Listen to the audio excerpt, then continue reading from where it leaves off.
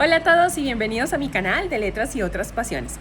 Si no me conoces, mi nombre es Consuelo y te invito para que te suscribas y actives la campanita.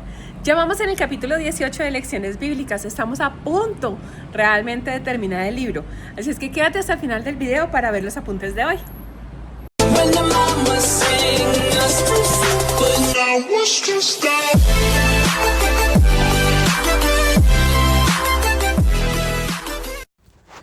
Voy a dar inicio mostrando los apuntes que llevamos hasta el día de hoy y después mostraré los apuntes del capítulo 18 y los anexos a este. Capítulo 18. Cartas de San Pablo, carta a los Hebreos. Autor. La primera figura de la Iglesia como escritor y como apóstol es seguramente San Pablo. Su biografía es interesantísima y pocas figuras despiertan la simpatía y admiración que despierta la suya. Y es que en Pablo todo es misterioso, sencillo y sublime a la vez. Pablo, llamado antes Saulo, era judío, de padres también judíos, nacido en Tarso, provincia de Cilicia. De ahí su nombre, Pablo de Tarso. Según su propio testimonio, fue fariseo, como su padre. Hablaba arameo y en su juventud aprendió el oficio de hacer tiendas. Pertenecía a la tribu de Benjamín, como él mismo lo dice en Filipenses 3:5, y por tanto de raza luchadora, virtud tradicional a la cual Pablo hace honor. A temprana edad fue a Jerusalén y, según dice en Hechos, estudió bajo la asesoría del famoso rabino Gamaliel, maestro eminente de la escuela de Hillel. Era celosísimo también de las tradiciones, podríamos decir como ninguno, según él mismo confiesa. Era muy culto, especialmente en literatura griega. Y finalmente era ciudadano romano, lo cual le dio derecho a apelar al César. Lo más maravilloso de Pablo es su conversión a Cristo y el celo apostólico de que se revistió, el cual es narrado a lo largo de Hechos. Fue, como dice hoy, un líder completo. Ministerio escrito. Sus cartas. Se atribuyen a Pablo 13 cartas sin contar la de los Hebreos, de cuya paternidad hablamos después. Escribió otras que no han llegado a nosotros, por ejemplo, una a los de la Odisea, a la cual se refiere el mismo Pablo en Colosenses 4:16 y en 1 Corintios 5:9. Todas las cartas constan generalmente de 3 partes. Primera, una introducción con el nombre del autor, destinatario y saludo. Segunda, el contenido doctrinal moral, la cual es muchas veces como una consecuencia de la doctrina expuesta aplicada a las necesidades espirituales de los fieles. Y la tercera, una conclusión con saludos y bendición. El apóstol acostumbraba a dictar sus cartas, de ahí los numerosos incisos que a veces encontramos en ellas. Incluso pueden apreciarse después de detallados estudios analíticos los párrafos donde Pablo interrumpía su dictado, que con seguridad haría en varios días. Escribió sus cartas en griego, no clásico, sino vulgar, corriente, para que todas las entendiesen. Su estilo es vivo, expresivo, ardiente, vigoroso, enérgico a veces y sobre todo personalísimo. El núcleo de su doctrina está centrado en el ministerio de Cristo, que abarca justificación por la fe en Cristo, obra redentora de Jesucristo, Dios y hombre, y realidad del cuerpo de Cristo en la comunidad de la Iglesia. Clasificación de las cartas paulinas. Podemos distribuir las 13 cartas paulinas en 4 grupos de temas similares. Cartas soteriológicas, cartas cristológicas, cartas escatológicas y cartas pastorales. Las cartas soterológicas de San Pablo se llaman así a las que hablan directamente del mensaje de salvación, de la voz griega sotero, salvación. Son 4, a los romanos, 1 y 2 a los corintios y a los gálatas. Carta a los romanos. Pablo escribe esta carta a la comunidad de Roma, compuesta por convertidos del judaísmo y de la gentilidad, según parece entre los años 57-58 desde Corinto. Personalmente no conocía a los romanos, pero en ella les anuncia su próxima visita. Esta carta es la más teológica de todas. En ella retoma las ideas de su otra carta a los Gálatas, que la escribió antes que esta, pero aquí las expone de una manera más ordenada y matizada. Contenido doctrinal y distribución. Este podría ser el esquema de la carta, que abarca 16 capítulos. Saludo y acción de gracias, cuerpo de la doctrina, la salvación, exhortación moral. Después vemos 1 y 2 a los Corintios. Corinto es una importante ciudad griega, distante de Atenas, unos 80 kilómetros. Comercialmente muy importante. Pablo visitó por primera vez a Corinto en el segundo viaje. Allí conoció a Aquila y Priscila, mientras esperaba a que Silas y Timoteo llegaran de Macedonia, y al ver que tenían el mismo oficio que él, vivió con ellos mientras predicaba. Cuando estaba en Efeso, en su tercer viaje, algunos miembros de la familia Cloe le trajeron noticias de que no andaban muy bien las cosas en la comunidad de Corinto. Además, ella misma le había enviado una carta en la que le hablaba de algunos problemas que habían surgido al mismo tiempo que le solicitaba respuesta. Para contestar a estos y otros problemas, Pablo les escribe sus cartas. La primera carta tiene 16 capítulos y está distribuida de la siguiente manera: una introducción, un cuerpo de doctrina. Perdón, recuerden que estoy agripada, entonces por eso mi voz está así.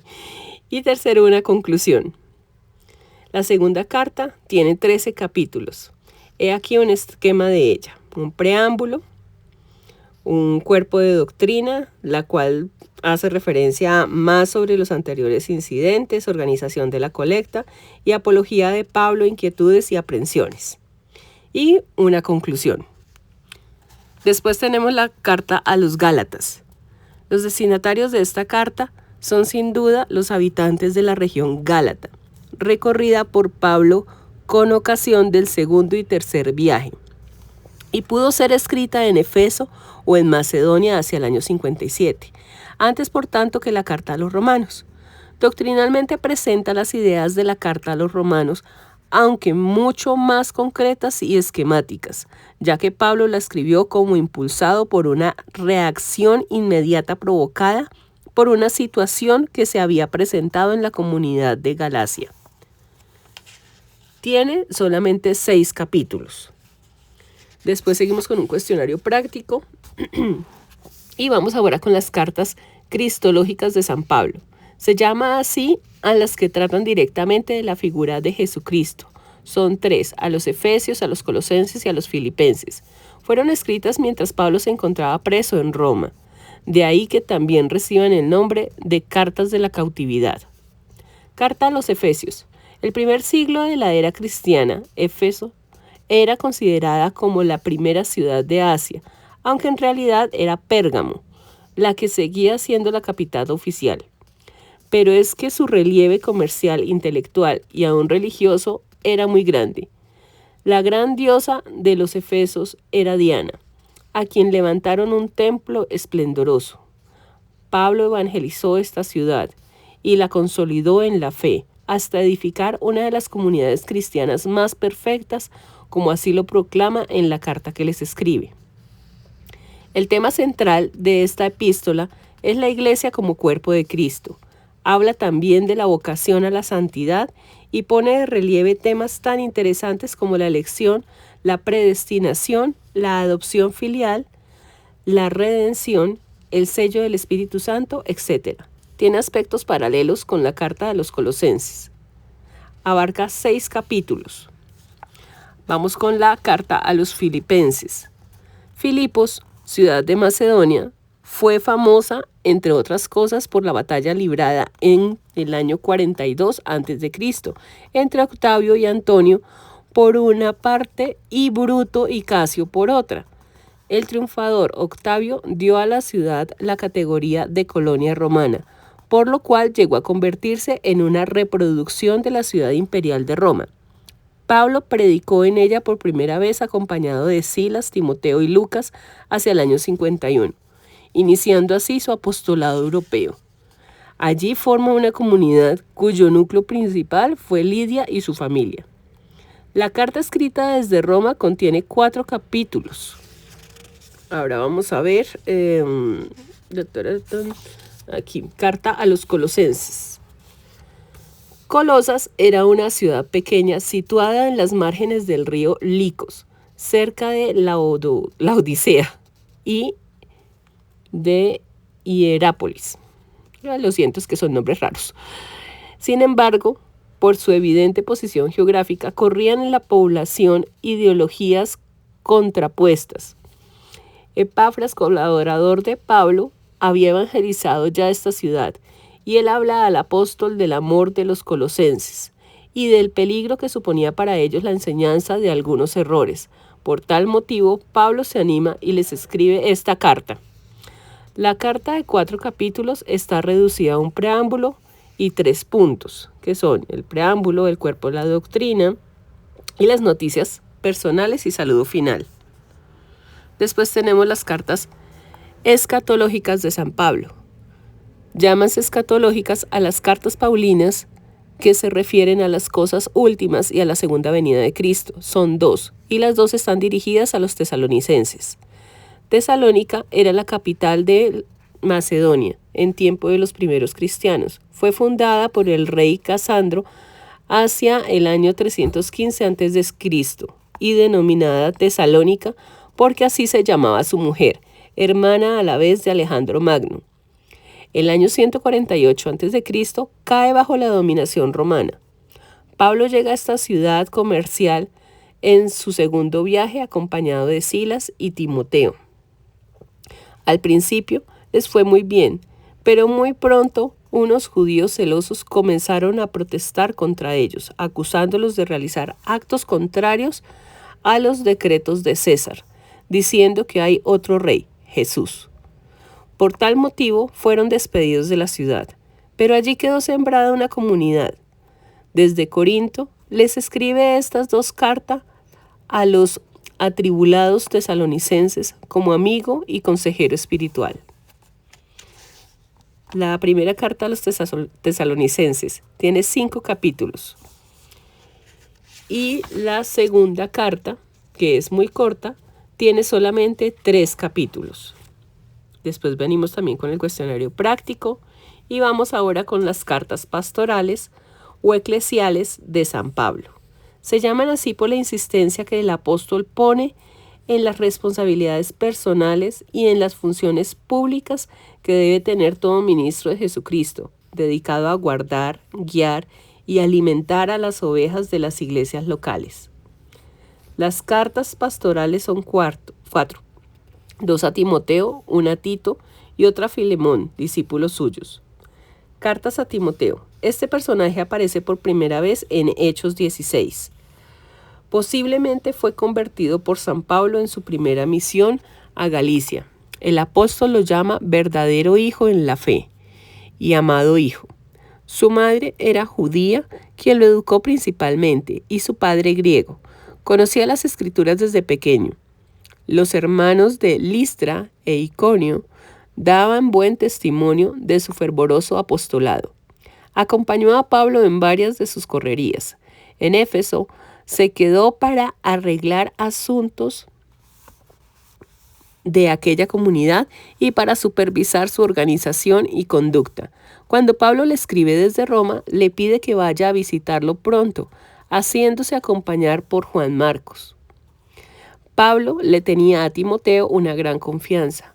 Prueba de ello es que le confió la responsabilidad de una iglesia importante. Como hombre de Dios, fue exhortado a que imitara a su Señor, quien dio testimonio de la buena profesión delante de Poncio Pilato, y a que guardara lo que se te ha encomendado. Primera carta. Tiene 6 capítulos distribuidos en un saludo, 2 aspectos doctrinales y una exhortación final. La segunda carta está compuesta por 4 capítulos. Un saludo, acción de gracias y los favores recibidos de Timoteo. Un cuerpo de doctrina que habla del sentido de los sufrimientos del apóstol cristiano, la lucha contra el peligro de los falsos doctores, prevención contra los peligros de los últimos tiempos y por último unas últimas recomendaciones y saludo final. La carta a Tito. Tito, lo mismo que Timoteo, conoció a Cristo gracias a la predicación de Pablo. Para él tiene también el apóstol elogios muy dicientes como verdadero hijo en la común fe. Era de origen griego, nacido posiblemente en Antioquía de Siria. Acompañó a Pablo y Bernabé en Jerusalén. Es curioso que no aparezca el nombre de Tito en Hechos, al menos directamente. Sin embargo, consta que acompañó a Pablo en algunas de sus correrías y se ganó la confianza del apóstol hasta el punto de que cuando surgían situaciones difíciles en las comunidades, Pablo les enviaba a Tito como diplomático mediador. Así ocurrió, por ejemplo, en Corinto, y en Jerusalén, y en la isla de Creta. La carta apenas tiene 3 capítulos cortos. Carta a Filemón. Filemón era el discípulo de Pablo, y según parece, le escribió esta carta al mismo tiempo que a los colosenses, los cuales se reunían en su casa. Es una carta simpática que nos demuestra las relaciones personales entre los 2 apóstoles cristianos. Esta epístola es tan breve que solo tiene 25 versículos resumidos así. Un saludo con acción de gracias y ruego. Una intercesión en favor de Onésimo para que sea bien recibido. Y las recomendaciones y un saludo final. Después tenemos el cuestionario práctico. Y por último vamos a ver la carta a los Hebreos. ¿Quién es el autor de esta carta? Desde antiguo se viene tratando de dilucidar sobre su paternidad. Tradicionalmente se le ha atribuido a San Pablo. Hoy los exégetas consideran que no es él el autor, sino más bien alguno de sus discípulos o compañeros de predicación, como Bernabé o Silas o Apolo o Clemente Romano. Sea quien sea, el mensaje doctrinal está dentro de la línea del pensamiento paulino y esta fue sin duda la causa para que él se le atribuyese. Contenido doctrinal. Su aspecto dogmático o doctrinal, el punto fundamental de esta carta es presentar a Cristo como sacerdote sumo y eterno, y a la vez como redentor, tema que el autor lo trata de una manera incomparable. Para ello se sirve especialmente de variados y ajustados textos del Antiguo Testamento. Habla también la carta del culto cristiano como muy superior al judío y con el fin de convencer a algunos judeocristianos que añoraban lo que en otro tiempo habían practicado. En su aspecto moral aparecen hermosas advertencias sobre el peligro de la negligencia, incredulidad, inmadurez y apostasía. Tiene 13 capítulos que se pueden distribuir en 2 partes. La superioridad de Cristo, por encima de los profetas, por encima de los ángeles, por encima de Moisés, de Josué, de Aarón y del sacerdocio levítico, así como del viejo pacto. La superioridad de la fe. Y por último tenemos el cuestionario práctico. Con esto terminamos el capítulo 18 y nos preparamos para el capítulo 19. Los apuntes, ustedes saben que lo importante es tenerlos ahí para cuando nos surjan dudas o cuando queramos comenzar algún capítulo de las lecturas bíblicas del próximo año, nos podamos remontar a estos apuntes para poder despejar nuestras preguntas y así poder leer con mayor facilidad cada uno de los libros de la Biblia. Recuerda dejarme tus comentarios, tu like y nos vemos en el capítulo 19, Cartas Católicas o Universales. Bendiciones para todos.